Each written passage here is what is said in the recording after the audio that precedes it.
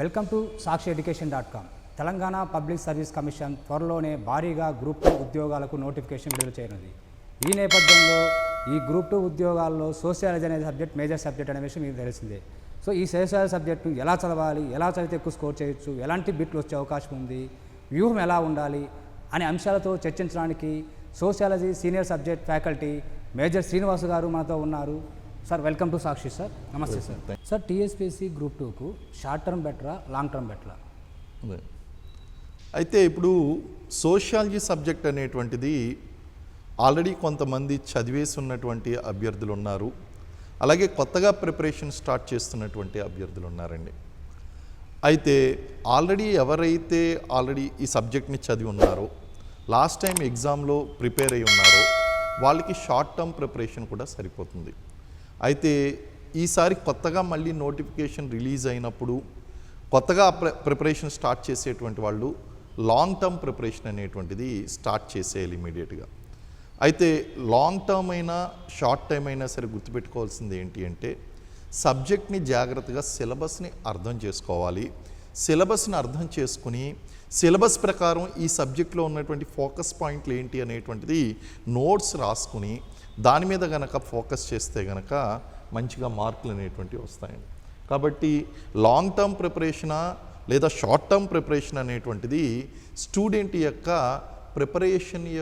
Preparation method మీద ఆధారపడి ఉంటుంది. ఆల్రెడీ ప్రిపేర్ అయినటువంటి వాళ్ళు షార్ట్ టర్మ్ సరిపోతుంది, కొత్తగా స్టార్ట్ చేసినటువంటి వాళ్ళు లాంగ్ టర్మ్ స్టార్ట్ చేస్తే బాగుంటుంది. సార్ ఈ గ్రూప్ 2లో జనరల్ స్టడీస్లో సోషియాలజీ వెయిటేజ్ ఎలా ఉంటుంది సార్?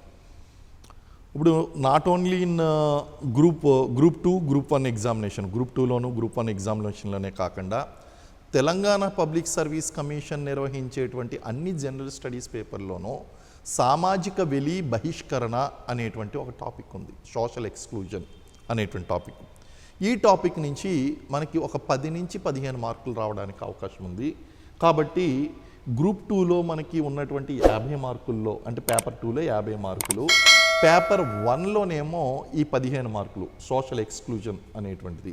ఈ రెండు కలిపి గ్రూప్ 2లో అయితే కనుక మనకి 65 మార్క్స్. అదేవిధంగా మిగిలినటువంటి జనరల్ స్టడీస్ పేపర్లు ఏదైతే ఉన్నాయో, జనరల్ స్టడీస్ పేపర్లు, అందులో ఒక 10 to 15 మార్క్స్.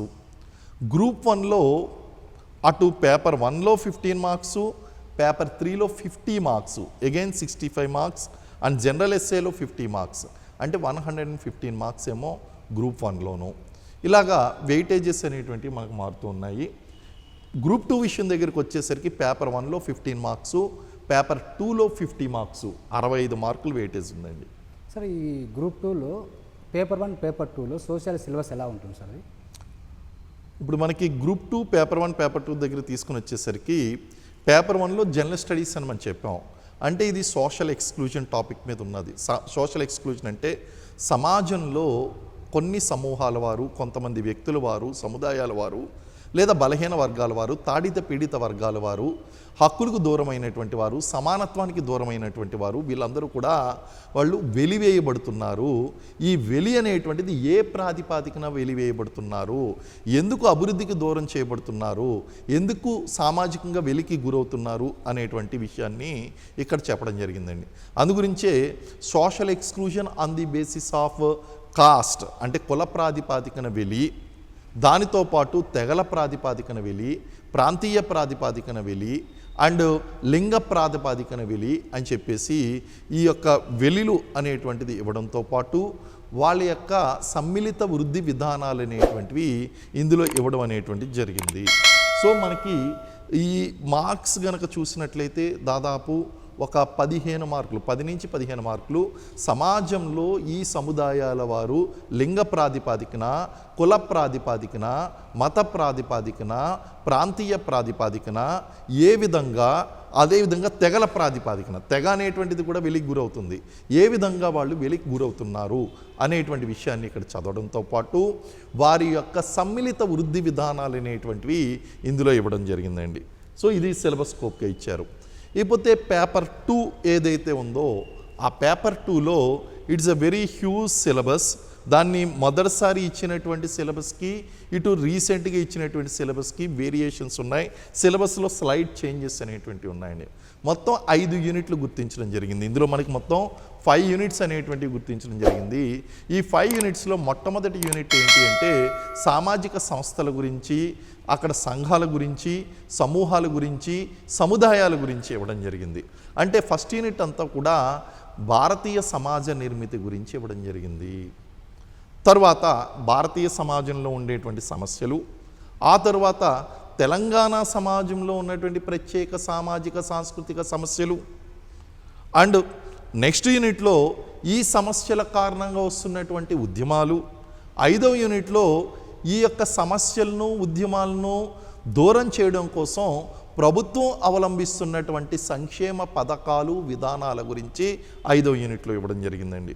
ఈ విధంగా సిస్టమేటిక్గా ఒక అభ్యర్థి గనక చదువుకున్నట్లయితే వాళ్ళు 50కి కనీసం ఈ పార్ట్లో 30-40 మార్కుల వరకు స్కోర్ చేసేటువంటి అవకాశం ఉంది. So sociology is a very good scoring subjected to if you learn in proper way. అంటే సబ్జెక్ట్ని పూర్తిగా శాస్త్రీయంగా అధ్యయనం చేసినప్పుడు, అందులో ఉన్నటువంటి పారిభాషిక పదావళిని మీరు పూర్తిగా చదివినప్పుడు, దాన్ని సబ్జెక్ట్గాను సోషియాలజీ స్కోప్ ప్రకారం చదువుకున్నప్పుడు, అవుట్ ఆఫ్ సిలబస్ అనేటువంటి చదవకుండా ఆ స్కోప్ ప్రకారం చదువుకుంటే మ్యాక్సిమం మార్కులు స్కోర్ చేయడానికి అవకాశం ఉందండి.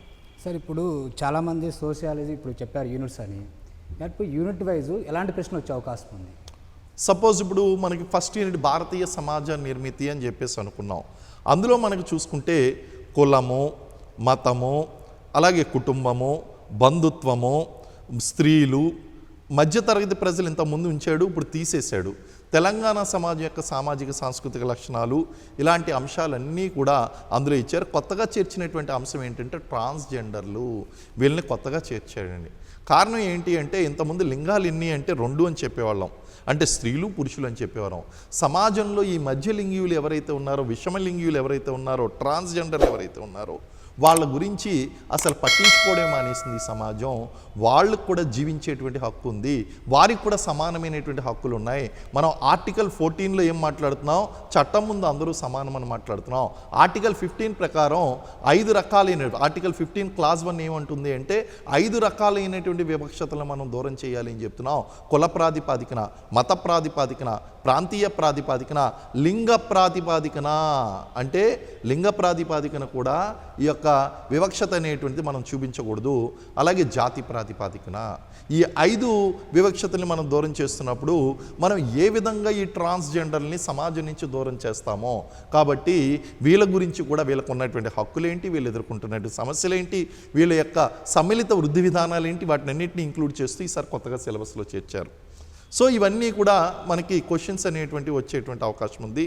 ముఖ్యంగా కులం దగ్గరికి వచ్చేసరికి భారతీయ సమాజంలో ఈ సమాజం కనుక చూస్తే ఎంత సంక్లిష్టమైనటువంటి సమాజము అంటే మన కుల ప్రాతిపాదికన స్థరీకరణ చెందినటువంటి భారతీయ సమాజము ఈ కుల వ్యవస్థ యొక్క మూలమైనటువంటి వర్ణ వ్యవస్థ గురించి, చాతుర్వర్ణ వ్యవస్థ గురించి, అలాగే కుల ఆవిర్భావ సిద్ధాంతాల గురించి, కుల వ్యవస్థలో వస్తున్నటువంటి ఆధునిక కాలంలో ఆధునిక సమాజంలో వస్తున్నటువంటి మార్పులు, సాంఘికీకరణలో భాగంగా వస్తున్నటువంటి మార్పులు అంటే సంస్కృతీకరణ, ప్రతి సంస్కృతీకరణ, ఆధునికీకరణ, పాశ్చాత్యీకరణ, సంకుచితీకరణ అండ్ యూనివర్సలైజేషన్, ప్రాపంచికీకరణ, ఇవన్నీ కూడా మనం చదువుకోవాల్సినటువంటి అవసరం ఉంది.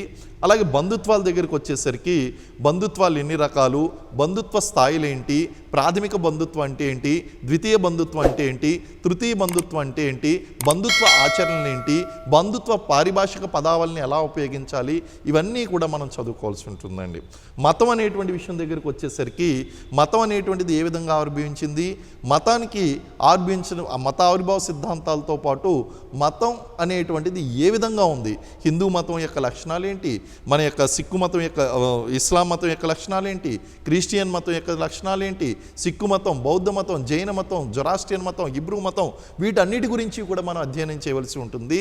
వీటితో పాటు గిరిజన మతాల గురించి కూడా పైన చదవలసి ఉంటుంది. ఇవన్నీ కూడా మనకి సోషియాలజీలో భాగంగా ఫస్ట్ యూనిట్లో భాగంగా మనం చదువుతామండి. స్త్రీలు అనేటువంటి టాపిక్ దగ్గరికి వచ్చేసరికి భారతీయ సమాజంలో స్త్రీలు ఎటువంటి అంతస్తును పోషిస్తున్నారు, వేదకాలంలో ఏ విధంగా ఉన్నారు, అంటే తొలి వేద కాలంలో వారు ఎటువంటి పాత్రను పోషించారు, మలివేద కాలంలో ఎటువంటి పాత్రను పోషించారు, ఇతిహాస కాలంలో ఎటువంటి పాత్రను పోషించారు, అండ్ మన యొక్క ఈ ఇతిహాస స్మృతుల కాలంలో వాళ్ళకి ఎటువంటి స్వేచ్ఛ అనేటువంటిది ఇవ్వడం జరిగింది. ఇవన్నీ కూడా చదువుకోవడంతో పాటు మధ్యయుగానికి ముందు ఉన్నటువంటి బౌద్ధ జైన మత కాలంలో వీళ్ళ యొక్క అంతస్తు ఏంటి, ఇస్లాం కాలంలో వీరి యొక్క అంతస్తు ఏంటి, బ్రిటిష్ కాలంలో వీళ్ళ అంతస్తు ఏంటి, ఇవన్నీ కూడా చదువుకుంటూ రావాలి, ప్రస్తుత కాలం వరకు రావాలని. ఓ రకంగా చెప్పాలి అంటే మనం ఇవన్నీ మాట్లాడుకుంటే కనుక ఒక లెసన్ చెప్పినట్టు అయిపోతుంది.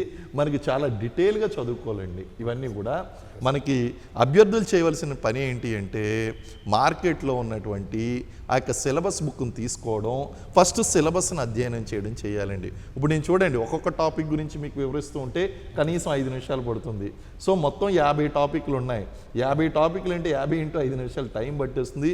ఒక క్లాస్ తీసుకున్నట్టు అయిపోతుందండి. అంటే ఈ షార్ట్ టైంలో మీకు దాని యొక్క నేచర్ అనేటువంటి చెప్పగలనేమో తప్ప ఇప్పుడు కంప్లీట్గా మనం వివరించాము అంటే కనుక ఇట్స్ ఎ బిగ్ క్లాస్ యాక్చువల్గా.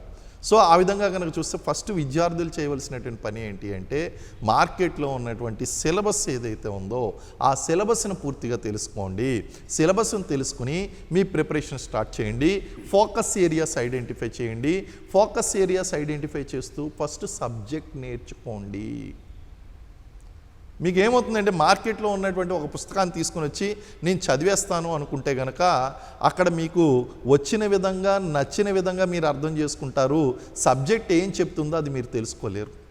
కారణం ఏంటంటే ఇప్పుడే నేను ఒక ఉదాహరణ చెప్తాను.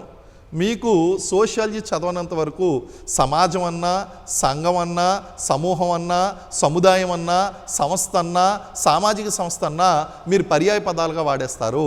సమాజం వేరు, సమూహం వేరు, సముదాయం వేరు, సంస్థ వేరు, సామాజిక సంస్థ వేరు. కాబట్టి ఇవన్నీ మీరు తెలుసుకోవాలి అంటే సబ్జెక్టు తెలుసుకోవాలి. అంటే మనకి ఈ సబ్జెక్టు తెలిస్తే తప్ప మనం ఇవన్నీ కూడా పర్యాయ పదాల కింద మనం వాడుకుంటామండి. సో పర్యాయ పదాల కింద మనం వాడుకోకూడదు. ఇవన్నీ కూడా సబ్జెక్టు అక్కడ ఏం చెప్తుంది, sociology tells the scientific study of the society. సమాజాన్ని శాస్త్రీయంగా అధ్యయనం చేయాలి. అందులో ఉన్నటువంటి టెర్మినాలజీ తెలుసుకోవాలి. సామాజిక నిర్మితి అని చెప్పాలి, నిర్మాణం అని చెప్పకూడదు. అలాగే సమాజంలో ఉన్నటువంటి ఆ పదాలు సాంఘికీకరణ, సామాజికీకరణ, ఈ పదాలు ఏదైతే ఉన్నాయో ఈ పదాలని కూడా చాలా జాగ్రత్తగా వాడాలి. ఈ పదాలని కనుక జాగ్రత్తగా వాడకపోతే సోషియాలజీకి, యాంథ్రోపాలజీకి లేకపోతే మిగిలిన సబ్జెక్టులకి తేడా లేకుండా మాట్లాడతారండి. ఇప్పుడు హిస్టరీ సార్ ఏమో మానవుడు అంటాడు, పాలిటీ సార్ ఏమో పౌరుడు అంటారు. అలాగే సోషియాలజీలో మనం వ్యక్తి అనాలి. సో ఎక్కడ ఏ పదాన్ని ఎలా వాడాలి అనేటువంటిది మనకు చాలా ముఖ్యం. సో ఆ పదాలు అనేటువంటివి తెలుసుకోవాలి. దాన్ని తెలుసుకున్నప్పుడే మనం ఈ సబ్జెక్ట్ని బాగా అర్థం చేసుకోగలము. కాబట్టి మార్కెట్లో ఉన్నటువంటి పుస్తకాలు చదువుకోవడంతో పాటు సబ్జెక్టు నేర్చుకోండి. ఒక నిష్ణాతుడైనటువంటి వ్యక్తి దగ్గరికి వెళ్ళి ఈ సబ్జెక్ట్ 50 మార్కులు, అటు 15 మార్కులు, 65 మార్కులు క్షుణ్ణంగా టాపిక్ ప్రకారం మీరు చదువుకోవాలి. ఒక రకంగా చెప్పాలంటే మీకున్నటువంటి సబ్జెక్టులను యూనిట్లు, మీకున్నటువంటి సబ్జెక్టులను సెక్షన్లుగాను, సెక్షన్లు యూనిట్లుగాను, యూనిట్లను టాపిక్లుగాను, టాపిక్లను సబ్ టాపిక్లుగాను, సబ్ టాపిక్లను బిట్లుగాను, పాయింట్లుగాను విడగొట్టుకుని ఒక బయాలజీ ల్యాబ్లో బొద్దింకని ఏ విధంగా డిసెక్ట్ చేస్తారో, లేకపోతే అక్కడ ఉన్నటువంటి ఒక జీవిని ఏ విధంగా డీసెక్ట్ చేస్తారో సిలబస్ని ఆ విధంగా బిట్ల రూపంలో డీసెక్ట్ చేసుకుని సూక్ష్మాతి సూక్ష్మమైనటువంటి అంశాలన్నింటినీ కూడా మీరు ఫోకస్ చేసినట్లయితే సెలెక్ట్ అవుతారండి. ఇందులో చాలామంది అభ్యర్థులకు సోషియాలజీ, ఆంథ్రోపాలజీ పైన కొద్దిగా డౌట్స్ ఉన్నాయి సార్. అవును, కన్ఫ్యూజన్లో ఉంటారు. అవును. సో వీటి మధ్య వ్యత్యాసం ఏంటి సార్? ఇది చాలా రిలవెంట్ క్వశ్చన్ అండి. రీజన్ ఏంటి అంటే మార్కెట్లో ఇప్పుడు ఉంటున్నటువంటి పరిస్థితి ఏంటంటే సోషియాలజీకి, యాంథ్రోపాలజీకి తేడా లేకుండా చదివేస్తున్నారు. There is an interlink. ఇప్పుడు సోషియాలజీ చదువుతున్నప్పుడు ఆర్టికల్స్ చదువుతాం, రాజ్యాంగ రక్షణ రూపంలో ఆర్టికల్స్ చదువుతాము, యాక్ట్స్ చదువుతాము, కమిషన్లు చదువుతాం. అంత మాత్రాన సోషియాలజీ పొలిటికల్ సైన్స్ ఒకటి అయిందండి. అలాగే మనం పథకాలు చదువుతాం, ఎకానమీ సోషియాలజీ ఒకటి అయిందా? ఉద్యమాలు చదువుతాం, హిస్టరీ అండ్ సోషియాలజీ ఒకటి అయిందా? ఇంకో ప్రశ్న అడుగుతున్నాను, నాగరికత, సంస్కృతి ఒకటే అని మీరు నమ్మితే ఇంకా మీ దృష్టిలో యాంథ్రోపాలజీ, సోషియాలజీ కూడా ఒకటే. సంస్కృతి నాగరికత ఒకటి ఏ విధంగా అయితే కాదో, ఆర్కియాలజీ హిస్టరీ ఏ విధంగా ఒక సబ్జెక్ట్ కాదో, అలాగే సోషియాలజీ ఆంథ్రోపాలజీ ఒక సబ్జెక్ట్ కాదు. సమాజాన్ని శాస్త్రీయంగా అధ్యయనం చేయడం సోషియాలజీ. మనిషి ఏ విధంగా భౌతికంగా, సామాజికంగా, సాంస్కృతికంగా, ఆర్థికంగా, రాజకీయంగా పరిణామం చెందాడు అనేటువంటి విషయాన్ని, మానవ పరిణామ క్రమాన్ని అధ్యయనం చేయడం ఆంథ్రోపాలజీ. అయితే సోషల్ ఆంథ్రోపాలజీలో కామన్ సబ్జెక్టుగా వివాహము, బంధుత్వము, కులము అండ్ మన యొక్క మతము, ఇవన్నీ కూడా కామన్ సబ్జెక్ట్స్గా మనకు ఉన్నాయి. అలాగే ట్రైబ్స్ గురించి కూడా ఉన్నాయి. కామన్ సబ్జెక్టుగా ఉంది కదా అని చెప్పి సబ్జెక్టు స్కోప్ తెలియకుండా ఆంథ్రోపాలజీని తీసుకొచ్చి సోషియాలజీలో మిక్స్ చేస్తే అది అవుట్ ఆఫ్ సిలబస్ అవుతుంది. చాలామందికి ఈ విషయం తెలియడం లేదు. అభ్యర్థులందరూ కూడా గందరగోళంలో పడిపోతున్నారండి. ప్లీజ్ అండర్స్టాండ్, సంస్కృతి వేరు, నాగరికత వేరు, హిస్టరీ వేరు, ఆర్కియాలజీ వేరు, అలాగే ఆంథ్రోపాలజీ వేరు, సోషియాలజీ వేరు. ఒక అభ్యర్థికి తెలియాలి, దాని స్కోప్ ఏంటో తెలియాలి, ఎంతవరకు చదవాలో తెలియాలి. లేకపోతే పనికిమాలినటువంటి అనవసరమైనటువంటి విషయాలన్నీ చదువుకుని నేను చాలా డెప్త్గా చదువుతున్నాను అనేటువంటి అపోహ మీకు కలుగుతుందండి.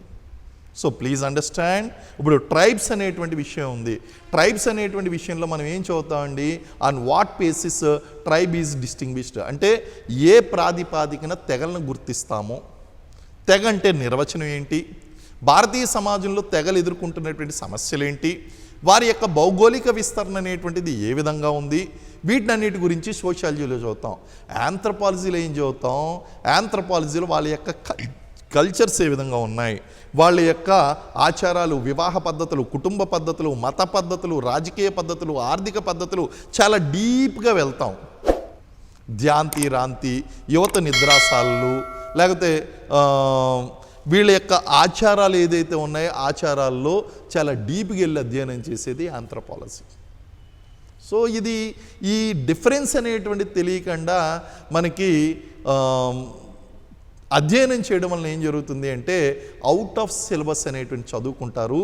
చదువుకుని మీ సమయాన్ని, అమూల్యమైనటువంటి సమయాన్ని వృధా చేసుకుని మీరు చదువుతుందే డెప్త్గా చదువుతున్నారని అపోహపడి ఆ యొక్క భ్రమలో, మాయలో పడిపోతారండి. It is very very very clear. సమాజ నిర్మాణము, నిర్మితి అనేటువంటి పదాలు ఏ విధంగా అయితే ఉపయోగించడం తెలియాలో అదేవిధంగా ఆంథ్రోపాలజీకి, సోషియాలజీకి డిఫరెన్స్ అనేటువంటి తెలియకుండా చదివితే మీకు రిజల్ట్ రాదు. సార్ సోషియాలజీ సంబంధించిన ఆప్షన్స్ ఉంటాయి కదా సార్ క్వశ్చన్ పేపర్స్లో, అవి యాస్టీజ్గా కొన్ని ఈక్వల్గా ఉన్నట్టు ఉంటాయి. ఇదే బిట్టు ఇదే ఆన్సర్ లేకుండా కన్ఫ్యూజ్ అవుతుంటాయి అభ్యర్థి. అవునండి, అవును. సో ఆ టైంలో ఎలాంటి ఇన్స్ట్రక్షన్ తీసుకొని సరైన ఆన్సర్ చేయాలి సార్ దానికి? ఆ టైంలో నిజంగా గుర్తించాలి అంటే ప్రీవియస్ అధ్యయనం అనేటువంటిది ఖచ్చితంగా కావాలండి. ఇప్పుడు నేను చెప్తున్నాను చూడండి, సంస్కృతీకరణ, ప్రతి సంస్కృతీకరణ, పాశ్చాత్యీకరణ, ఆధునికీకరణ, సంకుచితీకరణ వినడానికి బాగున్నాయండి, ఇవన్నీ కూడా ఒకేలా ఉన్నాయి. కానీ ఇవన్నీ ఒకేలా ఉన్నాయి కానీ కన్ఫ్యూజ్డ్గా ఉన్నాయి కదా అని చెప్పేసి ఇది ఏదేంటో తెలుసుకోవాలంటే సబ్జెక్ట్ నేర్చుకోవాలి. సబ్జెక్టు నేర్చుకోకుండా మీరు ఆన్సర్ చేయలేరు. సబ్జెక్టు నేర్చుకుంటేనే మీరు ఆన్సర్ చేయగలుగుతారు. కారణం ఏంటంటే ఇవన్నీ పర్యాయ పదాల కింద కనిపిస్తాయి. పర్యాయ పదాల కింద మీరు ఎప్పుడు ఉపయోగించవచ్చు అంటే ఒక నాన్ సోషియాలజీ స్టూడెంట్గా మీరు వాడుకోవచ్చు. సోషియాలజీకి ఎగ్జామ్లో కాకుండా బయట మీరు ఏమన్నా బయట సొసైటీలో వాడుకుంటే వాడుకోవచ్చు. కానీ సబ్జెక్ట్ పరంగా మీరు టెర్మినాలజీలో చాలా తరోగా ఉండాలి అంటే సబ్జెక్ట్ని నేర్చుకుంటేనే మనం అక్కడ చెప్పగలం. అక్కడ మనం ఎగ్జామినేషన్లో మనం పెడదాము, ఆలోచించి పెడదాము అంటే కనుక మీరు పెట్టలేరండి. కారణం ఏంటి అంటే ఈ పదాలన్నీ కూడా చాలా కన్ఫ్యూజన్గా ఉంటాయి. అన్నీ కూడా దగ్గరగా ఉన్నటువంటి, ఇప్పుడు చూడండి 6 పదాలు ఉపయోగించాను, వినడానికి అన్నీ కూడా సిమిలర్గానే ఉన్నాయి. సామాజికీకరణ, సంస్కృతి, అసలు సామాజికీకరణ అనేటువంటి పదమే లేదు, సాంఘికీకరణ అది. సో ఈ వాడేటప్పుడు కూడా జాగ్రత్తగా వాడాలండి ఈ పదాలని ఎందుకంటే టెర్మినాలజీగా వాడితేనే సబ్జెక్ట్కి ఒక వాల్యూ ఉంటుంది అండ్ మీకు ఆ సబ్జెక్టుల పట్ల కమాండ్ ఉన్నదన్న విషయం తెలుస్తుంది. అంతే తప్ప సాంఘికీకరణ ప్లేస్లో సామాజికీకరణ అనేటువంటి మాట వాడుతూ, లేకపోతే నిర్మాణం అనేటువంటి పదాన్ని నిర్మితి స్థానంలో వాడడం, ఇవన్నీ కూడా కరెక్ట్ కాదండి. సో ఇవన్నీ కూడా చూసుకునే అభ్యర్థులు ఎగ్జామ్లో ఈ కన్ఫ్యూజన్ పోవాలి అంటే సరైనటువంటి లెర్నింగ్ అనేటువంటిది మీకు అవసరము. ప్రాపర్ లెర్నింగ్ చేస్తే కనుక ఈ కన్ఫ్యూషన్ తొలగిపోతుంది. కారణం ఏంటంటే మీరు అన్నట్టు సోషియాలజీలో ఇచ్చేటువంటి ఆప్షన్స్, క్వశ్చన్స్ ఎప్పుడు ఈజీయే, ఆప్షన్సే డిఫికల్ట్గా ఉంటాయి. అన్ని చైనా వాడికి పుట్టినటువంటి నలుగురు పిల్లల్లా ఉంటారండి, కవల పిల్లల్లా ఉంటారు. 4 కరెక్టే అనిపిస్తుంది, కానీ సబ్జెక్ట్ ఉంటేనే కానీ మనం ఆన్సర్ చేయలేము. ఓకే అదే సార్. చివరిగా మరో ప్రశ్న సార్. ఇప్పుడు ఏం లేదు సార్, మామూలుగా ఈ గ్రూప్ 1 గ్రూప్ 2 ప్రిపేర్ అయ్యే అభ్యర్థులకు మీరు ఇచ్చే సలహాలు సూచనలు సార్, ఇవి ఉన్న సమయాన్ని ఎట్లా యూటిలైజ్ చేసుకుంటూ చదువుకోవాలి సార్? ఎస్ అండి. ఇప్పుడు ఒక రకంగా చెప్పాలి అంటే అభ్యర్థులకి ఒక హోప్ అయితే అక్కడ క్రియేట్ అయింది, నోటిఫికేషన్ వస్తుంది. ఆ నోటిఫికేషన్ అనేటువంటిది ఖచ్చితంగా దీర్ఘకాలంలో అయితే కాదు, విత్ ఇన్ షార్ట్ పీరియడ్ అనేటువంటి విషయం చాలా క్లియర్గా తెలిసింది. గ్రూప్ 1లో అయితే వేకెన్సీస్ పెరిగినాయి, గ్రూప్ 2 అనేటువంటిది నోటిఫికేషన్ కూడా మళ్ళీ రీనోటిఫికేషన్ అనేటువంటిది ఉంటుంది. కాబట్టి ఈ సమయంలో సిలబస్ అనేటువంటిది ఆల్రెడీ తెలుసు మీకు. కాబట్టి ప్రిపరేషన్ ఈ రోజు నుంచి ప్రారంభించండి. యుద్ధం వచ్చిన తర్వాత కత్తి నూరేవాడి కన్నా కత్తి నూరుకుని పట్టుకుని సిద్ధంగా ఉన్నటువంటి వాడే యుద్ధంలో జయిస్తాడు. You should be prepared before the war starts. Actual war preparation అనేటువంటిది పీస్లో స్టార్ట్ అవుతుంది, అంతే తప్ప యుద్ధం వచ్చిన తర్వాత నేను కండలు పెంచుతాను, ఆ తర్వాత కత్తులు నూరుతాను అంటే నువ్వు చేసేది ఏమీ లేదు. కాబట్టి please start your preparation immediately. ఎందుకంటే మీరు ప్రిపేర్ అవుతుంది state government examinations. UPSC exam అయితే కనుక ఒక షెడ్యూల్ ప్రకారం 1 ఇయర్లో నేను రిజల్ట్ ఎక్స్పెక్ట్ చేయొచ్చు అనేటువంటిది ఉంటుంది. ఇది ఈరోజు మీరు కొత్తగా ఎదురు చూస్తున్నటువంటి గందరగోళ పరిస్థితి కాదు. State public service commission exams ఎప్పుడూ కూడా కొంచెం ప్రోలాంగ్ అవుతూ వస్తాయి. కాబట్టి మీకు తెలుసు, ఉమ్మడి ఆంధ్రప్రదేశ్లో జరిగినటువంటి గ్రూప్ 1 ఎగ్జామినేషన్ ఏదైతే ఉందో అది 2 రాష్ట్రాలు విడిపోయిన తర్వాత సెపరేట్గా నిర్వహించుకోవాల్సి వచ్చింది. 2016లో ఎగ్జామ్ జరిగింది. సో అలాగే ఇది ఎప్పుడు కూడా ప్రోలాంగ్ అవుతూ ఉంటాయండి స్టేట్ గవర్నమెంట్ జాబ్స్ అనేటువంటివి. కాబట్టి మీరు లాంగ్ టర్మ్లో ప్రిపరేషన్ ఆపేసి మళ్ళీ మొదలు పెడతాను మళ్ళీ ఆపేస్తానంటే కుదరదు. It has to be A sustainable preparation కొనసాగుతూ ఉండాలి. సిలబస్ మొత్తం కంప్లీట్ చేయాలి. ఎక్కువ పుస్తకాలు లాంగ్ టర్మ్ ఉంటే కనుక ఎక్కువ పుస్తకాలు కవర్ చేసుకోవాలి. తక్కువ టైం ఉంటే కనుక తక్కువ పుస్తకాలు, కనీసం ఒక పుస్తకాన్ని 2-3 సార్లు చదవాలి. అండ్ స్టాండర్డ్ బుక్స్ అనేటువంటి గ్యాదర్ చేసుకోవాలి. డైలీ న్యూస్ పేపర్ అనేటువంటిది ఫాలో అవుతూ ఉండాలి. కరెంట్ అప్డేట్స్ అనేటువంటి నోట్స్ రాసుకుంటూ ఉండాలి. సబ్జెక్ట్ రిలేటెడ్ కరెంట్ అఫైర్స్ అనేటువంటివి లింక్ చేసుకుంటూ ఉండాలి. ప్రతి సబ్జెక్ట్కి కూడా చదువుకున్నదంతా కూడా ఒక నోట్స్ రాసుకోవాలి. ఆ మొత్తం 500 పేజీల టెక్స్ట్ పుస్తకం, 600 పేజీల టెక్స్ట్ పుస్తకం మీకు 150-200 పేజీల నోట్స్లోకి వచ్చేయాలండి. ఆ విధంగా మీరు కన్సైజ్ చేసుకుని ఓన్గా నోట్స్ రాసుకుని ప్రిపేర్ అవ్వగలిగితే కనుక ఖచ్చితంగా విజయం మీద అవుతుంది. అండ్ మనకి సరైనటువంటి సమయం ఉంది, స్టార్ట్ చేయండి. కొత్తగా స్టార్ట్ చేసే వాళ్ళు అయితే కనుక 6వ తరగతి నుంచి 10వ తరగతి వరకు ఉన్నటువంటి పుస్తకాలు చదవండి. ఇంటర్మీడియట్ పుస్తకాలు చదవండి. తెలుగు అకాడమీ పుస్తకాలు చదవండి. మాలాంటి సబ్జెక్ట్ ఎక్స్పర్ట్స్ రాసినటువంటి వాళ్ళ యొక్క పుస్తకాలు చదవండి. ఆ తరువాత మోడల్ ఎగ్జామ్స్ రాయండి. న్యూస్ పేపర్ చదువుకోండి. కరెంట్ అప్డేట్స్ని లింక్ చేసుకోండి. ఆ విధంగా మీరు ప్రిపరేషన్ అనేటువంటి కొనసాగించండి. ఖచ్చితంగా సక్సెస్ అవుతుంది. Thank you sir.